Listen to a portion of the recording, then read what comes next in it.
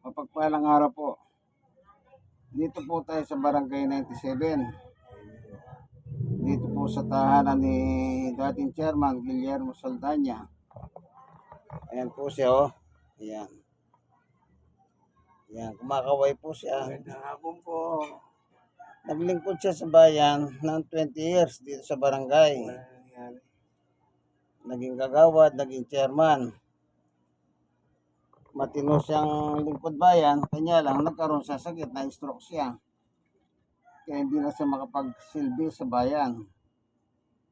Ewan ko, sabi niya, kahit barangay kagawad, tatakbo siya ngayon Oo, itong November. medyo pag lumakas konti. Yan. Total naman ang barangay kagawad, wala na masyadong ginagawa eh. Pwede na siya, kung tatangkilikit pa siya ng tao. Ayun. Ah, Wala man tayo masama na ginawa. wala namang ginawa daw masama, maganda siyang maglingkod sa bayan ng panahon niya.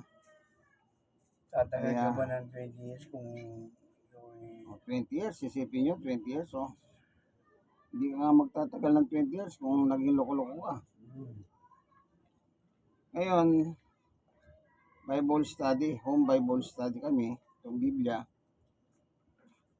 Bago tayo mag-Bible study, tayo muna itutulog sa Diyos.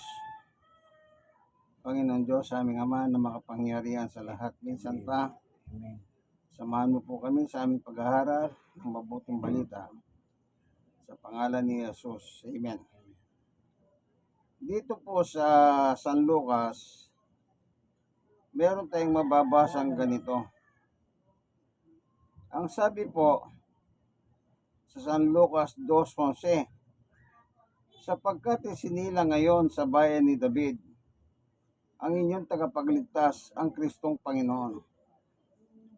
Ito po ang sinabi ng anghel. Ang kausap ng anghel dito, yung mga pastol tupa sa gabi. Ano po, kung babasahin natin, simulan natin sa verse 8, Lucas 2:8. Sa lupaing ding yahon ay may mga pastol na nasa parang nagpupuyat sa pagbabantay ng kanilang mga tupa. 9. Biglang lumitaw sa harapan nila ang isang anghel ng Panginoon na lumaganap sa paligid nila ang nakasisilaw na kaningningan ng Panginoon. Natakot sila ng gayon na lamang. 10. At sinabi sa kanila ng anghel, huwag kayong matakot, ako may dalang mabuting balita para sa inyo na magdudulot ng malaking kagalakan sa lahat ng tao. Sa verse 11, sapagkat isinila ngayon sa bayan ni David ang inyong tagapagligtas, ang Kristong Panginoon. 12. Ito ang palatandaan, matatagpuan ninyo ang isang sanggol na babalot ng lampin at nakahiga sa sabsaban. Ayan. Iyon ang palatandahan. Ang alin? Yung ito ang palatandaan, matatagpuan ninyo ang isang sanggol na babalot ng lampin at nakahiga sa sabsaban. So, ipinanganak po si Jesus sa sabsaban nung alagahing ayop kasi wala na pong lugar para sa kanila ni Jose noon dumating po yung kanyang panganganak. Kaya doon na lang po siya nagsilang. Ngayon, yung mga hangel ay yung mga pastol to pa, siyempre, kahit naman sino biglang nagliwanag sa inyong paligid, iba ang naging reaksyon nila. Kaya, antimano, ito po ang sinabi ng anghel. Sa verse 10, ngunit sinabi ng anghel, huwag kayong matakot. Di natakot po pala sila. Kasi biglang nagliwanag sa kanilang paligid. Itong liwanag na ito, maliwanag pa po sa sikat ng araw ito. Kaya inunahan na sila ng anghel ng Panginoon na huwag matakot. Ako may dalang mabuting balita para sa inyo na magdudulot ng malaking kagalakan sa lahat ng tao. Kaya palang pagsilang ni Jesus ay panahon ng kagalakan. Joy. Kaya pag dumarating po ang December, kung saan sineselebrate po ang araw ng Kapaskuhan, hindi po ba masaya? Joy? Joy to the world, the Lord has come. Di ba? Joy to the world. Masaya po ang mga tao. Alam nyo, kapag may selebrasyon po ng Pasko, kahit mahirap ang buhay, tandaan nyo po, kahit mahirap ang buhay, ang mga tao po, napakasaya po nila. Totoo yan, ako, 65 na ako ngayon eh. Nagkaidara pala kita. Magbuhat po ng bata ako, pag dumarating po ang Kapaskuhan, masaya po ang mga tao. Walang taong hindi masaya. Walang taong hindi masaya. Lalo na po yung mga may pera, mas masaya sila. Bakit? May mga bagong damit, bagong gamit, ganun po. Yung mga bata naman, may mga regalo naman natatanggap sa kanilang mga ninong-ninang. Kaya kung minsan ang napapamaskuhan nila, ang sabi ng magulang, akin na yan, ibibili ko kayo ng bagong damit para maisuot naman ninyo sa bagong taon. Kita nyo? Kaya lahat masaya. Kaya tama ang sabi ng anghel, magdadala ng malaking kagalakan sa lahat ng tao. Alam nyo po, sa ibang bansa, dati hindi sila nagse-celebrate ng Pasko. May mga bansa po na walang selebrasyon. Kasi hindi naman po sila naniniwala sa Pasko. Pero ngayon, halos 100% ng buong mundo, nagdiriwang na po sila. Bakit? Yan ang sabi, magdadala ng malaking kagalakan sa lahat ng tao, ang pagsilang ng ating tagapagligtas. Ang kagalakan natin bilang tayo mananampalataya, na mayroong tagapagligtas na dumating sa atin. Unang-una, tayo po ay mga makasalanang tao. Amen. Hindi natin kayang iligtas ang ating sarili. Kahit po mayaman kayo, kahit kayo na yung pinakamayaman, hindi nyo po kayang iligtas ang inyong sarili mula sa kasalanan. Kaya itong sinilang si Jesus, yun po ang kagalakan. Merong batang Jesus na pinanganak na siyang tutubos ng ating mga kasalanan. Tingnan nyo po, meron kang babasahin dito sa Mateo naman, sa chapter 1, verse, ito po, sa 18. Mateo 1:18. Ganito ang pagkapanganak kay Jesucristo. Si Maria na kanyang ina at si Jose ay nakatakda ng pakasal. Ngunit bago sila makasal, si Maria natagpuan nagdadalang tao. Ito'y sa pamamagitan ng Espiritu Santo. 18. Isang matuwid na tao si Jose na kanyang magiging asawa. Ngunit tayo niyang mapaya si Maria, kaya pinasya niyang iwalayan ito ng lihim. The reason is, bakit iwalayan niyang lihim? Kasi po nagdadalang tao. Sa kanila pong mga Hudyo noon, kailangan pag nag-asawa ka, at ang iyong mapapangasawa, kailangan virgin po. Nalaman ni Jose na si Maria nagdadalang tao, anong iisipin mo kung ikaw ang tao? Baka merong nauna. Tignan po natin na tuloy na kwento. Siya lang iniisip ni Jose ito, napakita sa kanya sa panaginip ang isang anghel ng Panginoon. Sabi sa kanya, Jose, anak ni David. Sa lahi ni David kaya anak ni David. Huwag kang matakot, tuloy ang pakasalan si Maria pag naglihim sa pamamagitan ng Espiritu Santo. Wala po gumagawa niyang lalaki. Wala. Sabi ng anghel. 21. Manganganak siya ng isang lalaki at ito'y pangangalanan mo sapagkat siya magliligtas sa kanilang kasalanan. Siya ang tagapagligtas, si Jesus. Maliwanag, tagapagligtas po ang Jesus. 22. Nangyari ang lahat ng ito upang matupad ang sinabi ng Panginoon na sa propeta. Sa pamamagitan ng propeta. 23. Maglili ang isang birhen, si Maria po yon, at manganganak ng isang lalaki at tatawagin si Emmanuel, ang kaguhan kasama natin ng Diyos. 24. Nang magising si Jose, sinunod niya ang utos ng anghel ng Panginoon, pinakasalan niya si Maria. 25. Ngunit hindi ginalaw ni Jose si Maria hanggang may panganak nito ang isang sanggol na lalaki na pinangalanan niyang Jesus. Ibig sabihin, hindi niya sinipingan hanggang may panganak niya si Jesus, ang tagapagligtas. Oh. Tayo po bilang tao, makasalanan tayo, kailangan natin yung tagapagligtas. Kaya ang sabi ng anghel sa mga pastol to, huwag kayong matakot. May dala kami magandang balita na magdadala ng kagalakan sa lahat ng tao. Isinila ngayon sa bayan ni David ang Kristong Panginoon. Oh, sino yun? Si Jesus po. Siya po ang tagapagligtas nating mga tao. Kaya kayo pong nanonood ng video ito, sa totoo lang, kung hindi nyo pa po sinusuko ang buwan nyo kay Jesus, isuko nyo na po. Kasi wala naman po kayong magagawa eh. Isa lang po ang tagapagligtas. Hindi dalawa, hindi tatlo. Si Jesus ang tagapagligtas. Binasa natin eh. Tagapagligtas si Jesus. Okay? Okay, meron tayong titignan pang isang talata rito. Ang sabi rito ay ganito naman ang mababasa.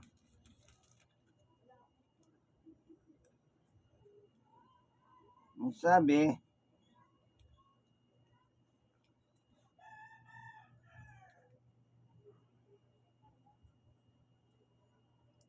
sa Colossus chapter 2, sa 13, kayong mga hentil, hentil, ibig sabihin tayong Pilipino, hentil tayo. Labas ng basang Israel, hentil. Okay. Kayong mga hentil na dating patay dahil sa kasalanan, kasi po makasalanan tayo. Ang status natin, makasalanan tayo at patay na tayo sa paningin ng Diyos. Pero buhay tayo spiritually, dahil po sa kasalanan, iwalay tayo sa Diyos. Ibig sabihin, wala tayong Diyos. Kahit sabihin mo may Diyos ka, ang totoo, wala kang Diyos, kaibigan. Ayon kay San Pablo, hindi ako may sabi niya, si Pablo. Kayong mga hentil na dating patay dahil sa kasalanan ay muling binuhay ng Diyos na kasama ni Kristo. Pinatawad niya tayo sa ating mga kasalanan at 14, pinawalang bisa ang lahat ng kasulatan laban sa atin, pati mga pananagutang kaugnay nito. Pinawi niya ang lahat ng ito nang ipako siya sa krus. Yan. Yung pagkapako niya sa krus, dinala po ni Jesus ang kasalanan natin sa ibabaw ng krus. Doon po siya namatay. Tignan natin ang salita ni Apostol Pablo. Ay Pedro. Unang Pedro 2:24. Ito ang ating mababasa. Ganito po, babasahin ko. Sabi niya ay ito. Sa kanyang pagkamatay sa krus, dinala niya ang bigat ng ating mga kasalanan upang tuluyan nating iwan ang pagkakasala at mamuhay ayon sa kalooban ng Diyos. Kayo'y gumaling sa pamamagitan ng kanyang mga sugat. Nang dahil sa ating mga kasalanan, anong sabi ni Pablo, ni Pedro? Yung kasalanan natin dinala ni Jesus sa krus. Yun po ang naging dahilan kaya po siya namatay. Dahil po sa kasalanan. Kasi ito tayo, 25, sapagkat nagkawatak-watak kayo. Yan. Siyempre ang tao, alam niyo po, ayaw niyang ma-handle sa ibang tao. Gusto niya sarili niya. Ito yung sinasabi ng kasulatan, nagkawatak-watak. Sapagkat nagkawatak-watak kayo gaya ng mga tupang naligaw. Ngunit tinipon tayong muli ng pastol at tagapangalaga ng inyong mga kaluluwa. Sino yung pastol? Si Jesus. Alam niyo po, bilang mga tao, kung walang mamamastol na Jesus sa atin, wala tayong magagawa. Kaya si Jesus bilang pastol, anong trabaho ni Jesus? Pinapastolan ng kanyang mga tupa. Yan ang role ng pastol. Yan po si Jesus, tagapagpastol ng tupa. Sino yung mga tupa? Mga mananampalataya sa ating Panginoong Jesucristo. Yan po yung mga tupa. Kapag isa kang mananampalataya kay Jesus, isa kang tupa at ikaw ay pinapastulan niya, dito sa ibabaw ng lupa, kaibigan. Tingnan nga natin sa chapter 10 ng 1, verse 7. Kaya't muli sinabi ni Jesus, tandaan ninyo, ako ang pintuan dinaranan ng mga tupa. Okay?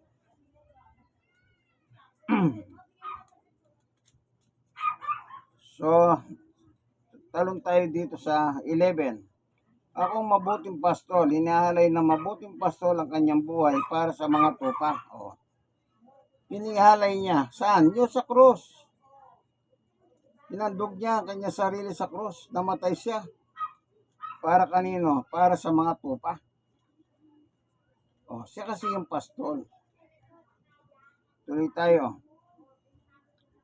14:15. Ako ang mabuting pastol. Kung paano nakikilala ko ng Ama, siya'y nakikilala ko, gayon din naman nakikilala ko ang aking mga tupa. At ako na may nakikilala nila at inihalay ko ang aking buhay para sa mga tupa. O saan inihalay ni Jesus ang kanyang buhay? Para sa mga tupa. Itong mga tupa, ito po yung pinapastulan niya. Siya po yung pastol, yung tupa pinapastulan niya. Sino yung tupa? Yung mga mananampalataya kay Jesus. Habang nandito tayo sa lupa, anong dapat natin gawin? Sumunod tayo kay Jesus. Tingnan niyo po ang sinabi niya sa Mateo 28. Ano po nakalagay dito? Basahin natin.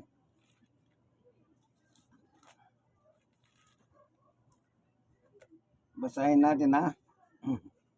Ang sabi sa verse 20, Mateo 20:20. At turuan sumunod sa lahat ng ipinag-uutos ko sa inyo, sabi ni Jesus. Tandaan ninyo, ako'y laging kasama ninyo hanggang sa katapusan ng sanlibutan.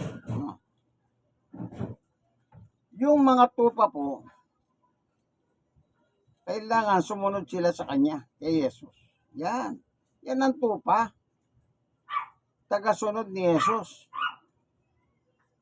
At kapag ikaw ay tupa, anong sabi ni Jesus? Ako'y laging kasama ninyo hanggang sa katapusan ng sanlibutan. Napakaganda po ang pribilehiyong pinangako niya. Sasamahan kita hanggang katapusan ng sanlibutan. Ano yan? Tupa. Sila lang po ang pinangakuhan. Ang mga tupa. At ang mga tupa, dito po sa 25 ng Mateo 31, darating ang anak ng tao bilang hari. Si Jesus po yan, hari siya. Kasama ang lahat ng anghel. At luluklok sa kanyang maringal na trono. 32. Sa panahong iyon, titipunin sa harapan niya ang lahat ng tao. Sila'y pagbukod-bukurin niya tulad ng ginagawa ng apostol sa mga tupa at mga kambing. 33. Ilalagay niya sa kanyang kanan ng mga tupa at sa kaliwa ang mga kambing. 34. At sasabihin ng hari sa mga nasa kanan, tupa, ali kayo mga pinagpala ng aking Ama, pumasok na kayo at manirahan sa karyang inihanda para sa inyo mula pa ng likhain ng sanlibutan. No. Saan patungo ang tupa? Kaharian ng Diyos. Sinong may sabi? Si Jesus. Si Jesus po may sabi. Anong sabi niya sa mga tupa? Alina kayo, mga pinagpala ng aking Ama, pumasok na kayo at manirahan sa kahariang inihanda para sa inyo mula pa ng likhain ng sanlibutan. Manirahan kayo, sabi niya. Pag tupa ka, walang hanggan na po yung pagtira mo sa kaharian ng Diyos. Yun po. Walang katapusang pagtira sa kaharian ng Diyos kasi tupa ka. Pero kung kambing ka, ibig sabihin hindi ka sumunod. Anong sabi sa kambing? Sa 41. At sasabihin naman niya sa mga nasa kaliwa, kambing, lumayo kayo sa akin mga sinumpa. Kay pa sa apoy na di namamatay, impyerno po yan, na inenda para sa dyablo at sa kanyang mga kampon. Yung kambing, yung hindi susunod kay Jesus, dadalhin po sila ng Diyos sa impyerno. Oh. Kaya, kaibigan, kayong nanonood ng video ito, kung di nyo pa sinusuko ang buhay nyo kay Jesus, isuko nyo na po. Kasi, alam nyo, mahirap naman mahiwalay kay Kristo. Mismong si Jesus ang nagsabi, pag hiwalay kayo sa akin, wala kayong magagawa. 1:16. Huwag po tayong papayag na mahiwalay tayo kay Jesus. Kailangan, hanggang mamatay tayo, intact pa rin na kay Jesus po tayo. Salamat, Panginoon Diyos, sa iyong pagtuturo sa amin na yung mga tupa ay palangit at yung kambing pasapoy na walang hanggan. Tulungan mo po ang bawat isa buksan ang puso at isip, lalo na po yung mga nanonood ng video ito. Salamat po sa pangalan ni Jesus. Amen. Ito po ang inyong kaibigan, Jesus Brother Manny Bautista. Kasama ko po sa bahay na ito si Brother Guillermo Saldanya. Yan po, ano? Salamat at nagkasama kami uli sa ganitong pagkakataon na home Bible study. Sige po. Barangay 97, Songit, District 1, Tondo, Manila. God bless us po. Bye.